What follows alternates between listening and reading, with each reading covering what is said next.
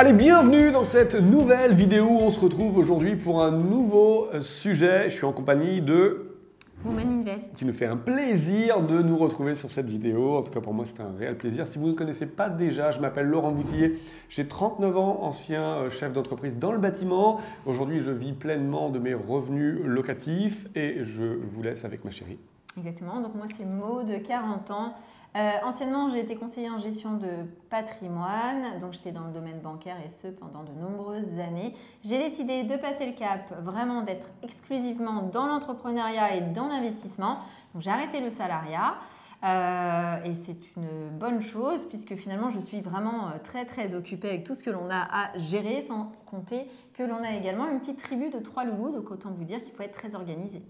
Exactement. Alors si vous ne connaissez pas, on vous laisse vous abonner tout de suite maintenant. C'est la minute promo à la chaîne YouTube. Activez la cloche des notifications, mettez un petit pouce vers le haut si le sujet vous intéresse. Et on démarre tout de suite dans le vif du sujet. Entre meublé, nu, quelle est la différence? Est-ce qu'il y en a un qui est mieux que l'autre? Déjà, la première des choses qu'il va falloir comprendre, c'est qu'on est dans un pays qui est fortement fiscalisé. Donc suivant votre situation, un choix sera plus important que l'autre. Ma chérie, est-ce que tu peux nous dire la différence entre les deux dans un premier temps? D'accord, donc la différence entre le nu et le meublé. Donc le nu, c'est quand vous allez mettre en location un bien sans meubles, en gros. Par contre, attention, toutefois, quand vous investissez en propre, vous allez avoir une fiscalité donc sur les loyers que vous allez percevoir. Si par exemple, vous avez très peu de déficit, forcément tous les loyers que vous allez percevoir vont venir se rajouter sur vos propres revenus et ensuite vont être apposés à votre tranche marginale d'imposition plus les prélèvements sociaux du 17,2%.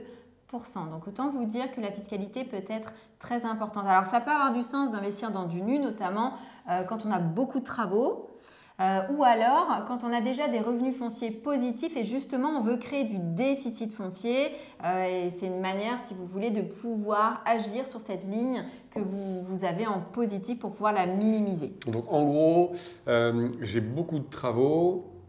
Ça peut être intéressant parce que je sais que je vais créer du déficit avec ces travaux, d'investir en location nue et pourquoi pas par la suite passer sur du meublé. Exactement, après de pouvoir passer sur du meublé. Alors attention, on ne peut pas passer sur du meublé comme ça du jour au lendemain, donc ce n'est pas le sujet là, mais ça peut être une solution.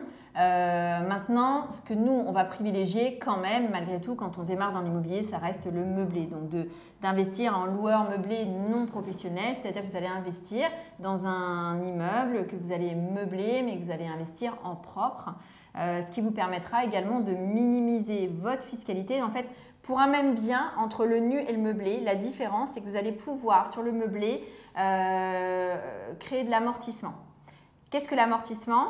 En gros, c'est de pouvoir amoindrir finalement la valorisation de votre bien, c'est-à-dire la vétusté. Quand vous avez par exemple une entreprise, elle a du matériel, et le matériel, comptablement parlant, il va pouvoir s'amortir, c'est-à-dire qu'il va se dépérir, si vous voulez, le matériel. Donc c'est pareil pour l'immobilier. Vous avez par exemple un bien qui vaut 100 000 €, vous allez pouvoir amortir ce bien immobilier à hauteur de 85%, c'est-à-dire 85 000 €, et ce pendant 25 à 30 ans à peu près. Alors pourquoi je vous dis 25 à 30 ans? Ce n'est pas vous qui allez faire les calculs. Bien évidemment, c'est le comptable. Même si on a une bonne calculatrice. Ouais, non, c'est le comptable parce que, encore une fois, des murs ne s'amortissent pas sur la même durée qu'un toit, que des fenêtres, un canapé, ça ne s'amortit pas de la même manière. Je mets quand même une petite parenthèse parce que là, quand je vous parle de meublé, je vous parle du choix au réel. Il faut savoir que quand on est en meublé, on a deux choix fiscaux si vous voulez. On a le micro-BIC et vous avez le meublé parce qu'on va être en bénéfice industriel et commercial. Donc, c'est le choix fiscal que l'on a quand on fait du meublé. Pourquoi je vous parle du réel? Puisqu'en général, pourquoi tu nous parles du réel? C'est ce que l'on choisit et c'est ce qui est le plus intéressant, on va dire fiscalement parlant. Le micro-BIC, en gros, c'est quand on n'a pas trop envie de se prendre la tête, qu'on n'a plus de charges à déduire, vous avez des loyers et vous allez pouvoir faire un abattement de 50% de vos loyers et vous déclarer les 50% autres sur vos revenus. Alors que quand vous faites du réel, vous allez pouvoir déduire toutes les charges que vous avez ainsi que l'amortissement. Et grâce en fait à ce jeu comptable, après le but c'est pas de savoir le calculer, hein, c'est encore une fois c'est un comptable qui va le faire, mais grâce à ce jeu comptable, si on doit comparer le même bien en nu et en meublé, clairement le meublé vous allez pour ainsi dire ne pas avoir de fiscalité pendant très longtemps et pendant un certain nombre d'années. Ok, ça va. Donc on a Donc bien c'est un choix compris. fiscal en fait. Différence entre nu et meublé, possibilité de passer du nu au meublé si on n'avait plus de déficit. Est-ce qu'on a des plafonds en termes de rentrée locative? Je veux faire du meublé, donc je suis loueur meublé non professionnel. Comme ça, mes revenus, ce sont du BIC. Je vais pouvoir amortir mon bien, je paye un peu moins d'impôts, la vie est belle. J'ai 200 000 euros de rentrée locative par an, du coup, je peux arrêter de travailler? Alors attention, oui, en effet, du loueur meublé non professionnel. Alors il y a des particularités quand même. Forcément, les boulons ont été un petit peu resserrés puisque finalement, si vous regardez bien, ça reste quand même entre guillemets une petite niche fiscale qui nous reste. Donc quand on fait du meublé, notamment en location saisonnière, attention, dès qu'on dépasse les 23 000 euros, au-delà, on a les cotisations sociales à payer. Ça, c'est quand on est en location saisonnière. Par contre, quand on est en loueur meublé non professionnel… Juste par rapport à ça, c'est 23 000 euros de rentrée locative, de recettes. 23 000 euros de bénéfices. Non, pas de bénéfices, c'est du chiffre d'affaires. Hein. Ouais, du chiffre d'affaires, attention. Donc ça va très vite. Donc ça, je parle pour la particularité location saisonnière. Quand on est en location meublée classique, c'est-à-dire en location pérenne, là, pour pouvoir, parce qu'il y a un seuil, si vous voulez, où on peut passer de l'autre côté, c'est-à-dire en loueur meublé professionnel. Là, alors on entend beaucoup parler de ce régime-là. Moi, je mets franchement des aléas par rapport à ça, enfin des guillemets par rapport à ça, dans le sens où ça peut être une très bonne chose. Ça dépend encore une fois du statut que l'on a, des objectifs que l'on a. Il y a du pour, il y a du contre de toute façon dans tous les choix que l'on va faire, hein, que ce soit en nu, que ce soit en meublé, que ce soit, si vous êtes en LMNP, que vous êtes, ou alors vous êtes en LMP ou en SCI à l'IR ou à l'IS par exemple, il y a des avantages et il y a des inconvénients dans tous les choix que vous allez faire. Donc, le passage entre le LMNP et le LMP va se faire par deux options, enfin pas deux options, mais deux critères cumulatifs. C'est-à-dire qu'il faut que les recettes dépassent les 23 000 euros et que ça dépasse en gros plus de 50% de vos revenus. En fait, que ça dépasse vos revenus de salaire du foyer. Donc, il faut vraiment que ça cumule les deux. Et auquel cas, vous allez passer en LMP. Ok, ça va. Donc cette fois-ci, je passe LMP. Est-ce que c'est grave, docteur? Est-ce que ça m'ouvre des avantages? Est-ce que je peux ne pas payer de cotisation si je suis LMP, mais que je fais appel à une société tierce? Comment ça peut fonctionner? Donc il y a des avantages et des inconvénients. Donc c'est comme tout, quand on est en loueur meublé professionnel, il y a quand même des avantages non négligeables. Déjà, vous allez être exonéré d'IFI, donc l'impôt sur la fortune immobilière. Tout simplement, c'est que vous allez être en pro et tout ce qui est bien pro ne rentre pas dans cette imposition. Qui dit pro, il faut que ça soit votre activité principale comme on a pu le voir et donc il faut que ça dépasse vos revenus du foyer type salaire. Donc ça c'est important et cette imposition est non négligeable quand même à prendre en considération. La deuxième chose, c'est que ça me protège. Ça protège puisque forcément vous allez payer des cotisations sociales. Qui dit cotisation sociale dit protection sociale. Donc quand on veut vivre de l'immobilier, qu'on n'est plus salarié, il ne faut pas oublier qu'il faut aussi se protéger. Donc le LMP peut être aussi un moyen de se protéger. Alors je vous l'accorde, c'est des cotisations sociales, c'est un coût, mais c'est un calcul à faire. Donc il y a du pour, il y a du contre à ce niveau-là.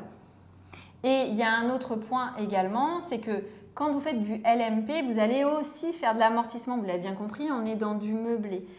Et il faut savoir que vous allez donc créer un déficit comptable qui va venir s'imputer sur vos revenus principaux. Donc vous allez pouvoir aussi minimiser votre fiscalité et votre imposition grâce à ce loueur meublé professionnel. D'accord. Donc en fait, dans cette vidéo, on a vu le meublé, le nu, le LMNP, le LMP. L'idée, c'est peut-être de mettre une chronologie à ça, c'est-à-dire que je vais commencer, et si je peux, avec du meublé pour avoir une fiscalité assez basse, mais mon plafond un jour va être dépassé et cette fois-ci, je pourrais passer en LMP. C'est pas grave, c'est juste la suite logique puisque c'est professionnel et là on peut dire qu'on en vit. Est-ce que la démarche se fait automatiquement du passage LMP à LMP ou est-ce que c'est à moi de le faire? Alors non, il faut se dénoncer en fait en gros quand on passe à LMP. Donc je vous avoue que c'est un peu le parcours du combattant. Donc c'est un peu incroyable de devoir se dénoncer, mais c'est un peu ça le LMP. Donc il faut forcément passer par la case URSSAF, donc il faut les contacter. Faut dire que voilà, on dépasse les seuils, auquel cas on veut, même si ça ne nous fait pas plaisir, mais on veut payer ces fameuses cotisations sociales. Voilà, après je reviens juste par rapport à ce que tu disais, donc de dire que c'est la suite logique. Alors oui et non, encore une fois, ça va dépendre vraiment de vos objectifs dans vos investissements. Si finalement le seuil, voilà, par rapport aux 23 000 et par rapport à vos revenus, etc., vous le dépassez mais que vous rentrez dans les cordes et qu'en gros, vous n'avez plus forcément besoin de revenus immédiats, vous pouvez aussi passer par la case « Je crée une SCI à l'option IS » par exemple, donc avec les conséquences que ça a aussi, donc il faut en avoir conscience notamment en cas de revente d'un bien dans une SCI à l'IS. Mais voilà, ce sont des choses qui peuvent être appréhendées, il ne faut pas aller trop vite et justement, il faut avoir conscience de tous les choix fiscaux qu'il puisse y avoir. D'ailleurs, si vous voulez en savoir beaucoup plus sur ces statuts, si vous voulez qu'on avance ensemble fiscalement parlant, on a créé une formation dédiée à l'investissement immobilier. Elle est juste en bas dans la description, il n'y a plus qu'à aller voir, cliquer, regarder. On pourra comme ça vous aider car chaque cas est un cas unique. Et pour le coup, on pourra vous aider par rapport à votre situation à vous. Voilà. On espère que cette vidéo vous a plu. Si c'est le cas, n'hésitez pas à vous abonner à la chaîne, à liker cette vidéo, puis appuyer sur la cloche pour pouvoir recevoir toutes les prochaines en avant-première. Quant à nous, on se dit à très vite pour de nouvelles vidéos. Bon investissement à tous. Ciao, ciao!